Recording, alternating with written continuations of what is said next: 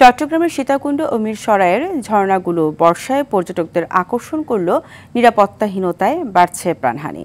সম্প্রতি সশস্ত্র ধারা ও রূপসী ঝর্ণায় 2 ছাত্রের মৃত্যু হয়েছে। মিরসরাইয়ে 8 বছরে 25 জন এবং সীতাকুণ্ডে 2 বছরে 8 জন মারা গেছে।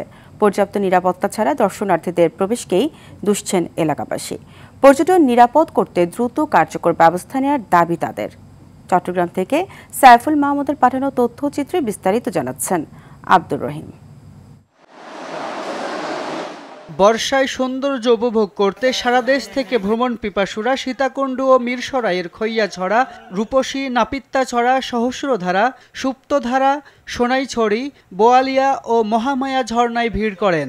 তবে ঝুঁকিপূর্ণ স্থান চিহ্নিত না থাকায় এবং পর্যাপ্ত গাইড না থাকায় প্রতি বছরই দুর্ঘটনায় প্রাণ হারাচ্ছেন অনেক পর্যটক। রয়েছে পর্যটকদেরও অসচেতনতাও। প্রতি বছর ইজারা মূল্য বাড়লেও নিশ্চিত হয় না পর্যটক বান্ধব পরিবেশ। ঝর্ণাগুলোর ইজারাদার যারা আছেন তাদের নিশ্চয়ই এখানে অনেক গাফিলতি আছে। আর আমি বলবো যে পর্যটকরা যাবেন তারা অবশ্যই এখানে গাইড নিয়ে যাবেন। পর্যটক যারা যাচ্ছে ওখানে আসলে ভ্রমণ পিপাসীরা যারা যাচ্ছে তাদের আসলে উচিত এখানে গাইডলাইন নিয়ে যাওয়া। অভিযোগ রয়েছে ইজারাদাররা প্রবেশ ফি বাড়ালেও বাড়ান না সুযোগ সুবিধা ও নিরাপত্তা ব্যবস্থা।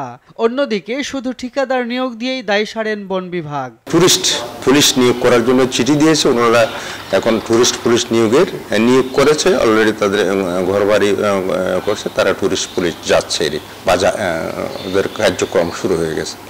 আশা করি এটা কমে যাবে। ঝুঁকিপূর্ণ পথ বন্ধ, দক্ষ গাইড নিয়োগ এবং সচেতনতা বাড়ালেই দুর্ঘটনা কমানো সম্ভব বলে মনে করেন জেলা প্রশাসক। আমি নিজেদেরকে ডাকতেছি 2-4 দিনের ভেতরে, তখন তাদের সঙ্গে আমরা আলাদাভাবে কথা বলবো। যদি তাদের কোথাও কার্যক্রমে কোনো গাফিলতি মনে হয় তাহলে আমরা তাদের বিরুদ্ধে আইনানুগ ব্যবস্থা নেব। প্রাকৃতিক সৌন্দর্য উপভোগ করতে গিয়ে প্রাণহানি এড়াতে প্রয়োজনীয় ব্যবস্থা নিতে সংশ্লিষ্টদের এগিয়ে আসার আহ্বান পর্যটক ও স্থানীয়দের। আব্দুর রহিম, RTV।